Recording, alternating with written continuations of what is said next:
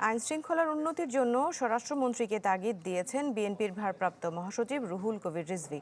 নয়াপল্টনে এক অনুষ্ঠানে তিনি বলেছেন, দেশের মানুষ খেয়ে পড়ে শান্তিতে থাকতে চায়। আর স্বরাষ্ট্রমন্ত্রী জানান, মনোবল ফিরেছে পুলিশের, পূর্ণ শক্তি দিয়ে অপরাধ দমনে সচেষ্ট তারা। রংপুর জেলা স্কুলের সাবেক শিক্ষক গণপতি চক্রবর্তী স্ত্রী সন্তান সহ হত্যার ঘটনা স্তম্ভিত করেছে পুরো দেশকে। সার্বিকভাবে আইনশৃঙ্খলা পরিস্থিতি ও মাদকের বিস্তার নতুন করে ভাবাচ্ছে সবাইকে। ঈদে মিলাদুন্নবীতে নয়াপল্টনে বিএনপির কেন্দ্রীয় কার্যালয়ে দোয়া ও মিলাদ মাহফিলেও উঠে আসে রংপুর প্রসঙ্গ। দ্রুততার সাথে সেই অপরাধীকে ধরতে সক্ষম হয়েছে, না হলে জাতীয় আন্তর্জাতিক ভাবে এই ঘটনাকে কেন্দ্র করে অনেক ধরনের কথাবার্তা সুপ্ত করত। আইনশৃঙ্খলা পরিস্থিতির আরও উন্নতির জন্য স্বরাষ্ট্রমন্ত্রীকে তাগিদ দেন রুহুল কবির রিজভী। বলেন, মানুষের চাওয়া বেশি কিছু নয়, তারা খেয়ে পড়ে শান্তিতে থাকতে চায়।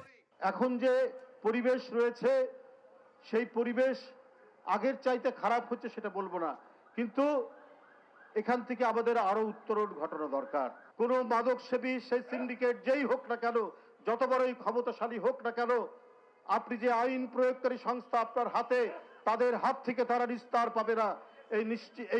এই নিশ্চয়তা জনগণের কাছে, জনগণ চায় আপনার কাছ থেকে।